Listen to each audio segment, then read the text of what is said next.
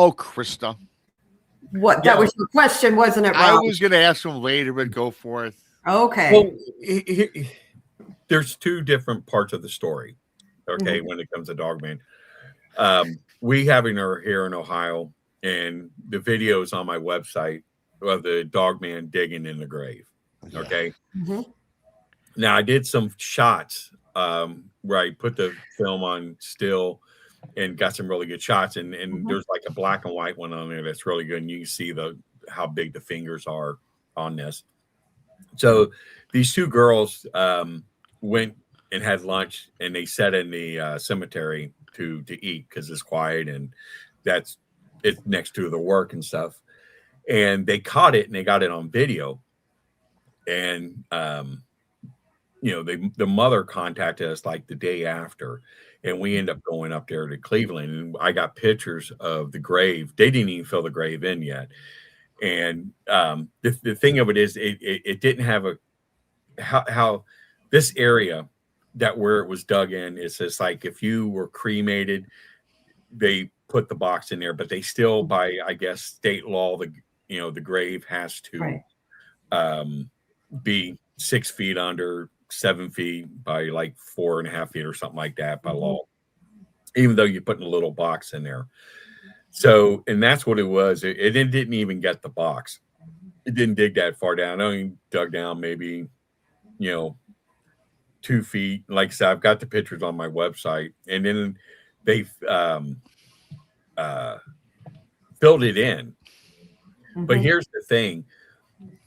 There's a big wooded area in the back there, and that's where this thing came from. But it's not the first time it happened. The people who work there said, this is not the first time that it happened. And the police confiscated the video because there's a camera right there. I mean, the camera, where the camera is, was like right down there where this thing was digging. So they knew what was going on, and they're like, well, we're not supposed to be talking about this, but we're scared for our life because this is not the first time that has happened. And we do have other reports of different cemeteries. I mean, we have a cemetery that's like 1.5 miles up the road from where I live, where I can't think of the president's name's buried up there, but William Henry Taft, I think it is, maybe. Tell you how much I know about history. But there's an old cemetery that sits on top of the hill, and the last person that was buried up there was right after the American Revolution. And it's a real beautiful cemetery. It's got all the old tombstones and everything. And one of our members was going up there just to take pictures because it was during the fall, just to take pictures, and end up catching a Bigfoot digging in a grave. And we have the picture. And I mean, this thing is phenomenal because it's just like, you can see, how like a gorilla's got that big hairy arm, the front arm's like a lot of hair there. And you can see it real well of the Bigfoot digging. And you can see the face, you can see his ear. The skin's really dark, but the hair is like a real light color. So yeah, it's not uncommon, to get reports where they're digging in cemeteries, and even Bigfoot is doing it too. And you have to sit there and wonder, are they trying to mimic what we're seeing, or what are they trying to bury something, their own there? Now, the other flip side of the cemeteries that we've got reports on, which is like really, really weird, is where people were seeing dog-headed men wearing cloaks walking around cemeteries. And this is different parts of the country, and we have like 3 reports dealing with this through a few years apart from each other. And they're gray cloaks, but they're dog-headed men. And I'm like wondering, well, what could this be? I don't think it's a dog man, because why would he wear a cloak unless they're trying to mimic humans? Right. And I'll get to that point in a minute what I mean by mimic humans. But I'm thinking, what is the possibility that these are hellhounds? Because hellhounds Right. protected cemeteries, they protected the souls from demons Yes. taking the souls. And, the story had to come from somewhere. Mhm. And maybe, the possibility that these things are, um, hellhounds protecting the souls. Now, when I talk about mimicking, is we got several reports where Dogman has been seen with clothing, Clothing. with clothing on, and uh, are they trying to mimic humans to try to make people sit there and believe that um, they're not dangerous? That look, I look like you because I have clothes on. Or could it be a werewolf? Well, here's the thing about my theory on werewolves is I don't buy it. I mean, one organism trying to transform into another organism, it would kill the body. The bones would literally would have to be cartilage. I just can't process the fact that there's a wolf man out there, where something turns into a wolf man. But I think it's they try to mimic humans and bullying you to think that I'm not dangerous. Right. Yeah, I've heard. I kind of agree with that. I think with the folklore, because I think some folklore is true.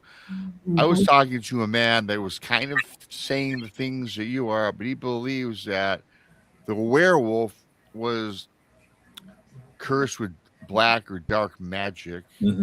But the difference is that a human being, did turn into a wolf man or a werewolf. But the thing about it is, like you were saying, once they were cursed, they could not regain their human shape. They were forever running the earth as a werewolf. And if the curse was ever lifted or the black magic was repelled, then unfortunately the man would come back to human form, but he would be at peace because he would pass on to the next light. That kind of makes sense to me. Yeah, and there's a lot in biblical and ancient historical where they talk about dog-headed men. You look at oh God, what's that saint's name? Saint Peter. Yeah. You name all of them. I don't know. Yeah, I can't. I think it might be Saint Peter. Okay. Was a dog-headed man, and I mean there's actual paintings of him. Okay. Where he had a dog head, and where they changed it to a human face. Okay. And so forth. There's a lot of historical talking about that, and even in Egyptian, dealing with Greek mythology and so forth. Saint Christopher, yeah, thank you. Yeah, I was right. So there's a lot of history where they talk about this dog-headed men.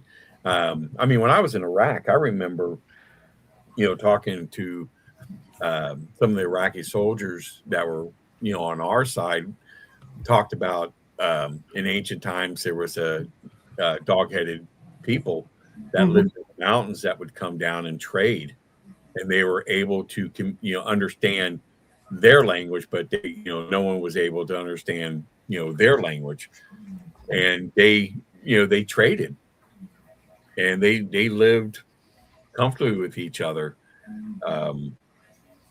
You hear a lot of different stories about that, and through ancient time. I mean, you take Anubis, the god of death, was a dog-headed individual,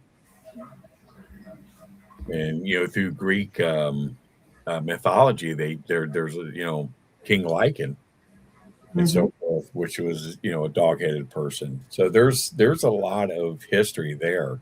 Yeah, there's even the history. What's your take on this? Because we've all seen these scrolls. Not that any of us have all been in Egypt, but you got that's Anubis. That Egypt has Mhm. the gods with a man's body with the head of the dog Right. on it. Yeah. That's Anubis, correct? Yeah.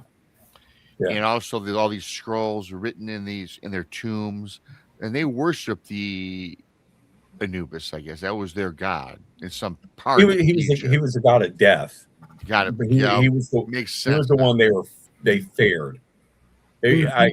How can he was like their grim reaper, I guess Okay, yeah, was the okay. best way to Interesting. yeah. Mhm. Yeah. I don't know. The dog man, I mean, I've always been into Bigfoot and things like that, but the dog man is something that I'm really, really, really interested in. And, I've been reading a lot of different reports and talked to a lot of different people. And since you're head of the North American Dogman Project, Mhm. what state would you say has the most dogman sightings, in your opinion? Right now, it's actually when the amount of sightings and so forth is Ohio, Kentucky, uh, Michigan, Mhm. and Wisconsin. Right Okay. now, we're like the top four. Oh, With wow. the amount of sightings, and it kind of lines off pretty much around the same amounts of sightings and so forth. So Mhm. um, eh, Ohio, I think um, has a lot of sightings. When it comes to Bigfoot and Dogman, because Mhm. we're farmland. We have a lot of wooded areas here in Ohio. We're the flattest state, Mhm. in the union. And the thing is, the population, you live around cities, okay, and Mhm. you have all this rural area and so forth. And we do get a lot of stuff. I mean, we just had two local police officers, here in Cincinnati, had sightings that were like a few weeks back to back in the same exact area. Wow. And we knew that there was something in the area there. There's a lot of paranormal that takes place, and Lick Road, with the bridge, and the lady in white and children crying, a lot of, like you said, a lot of paranormal stuff. And Mhm. then within the last 5 years, now we're getting all these dogman sightings that are taking Yeah. place. Like there's the last two credibly were police officers Right. that that see these things. So Right. yeah. Yeah.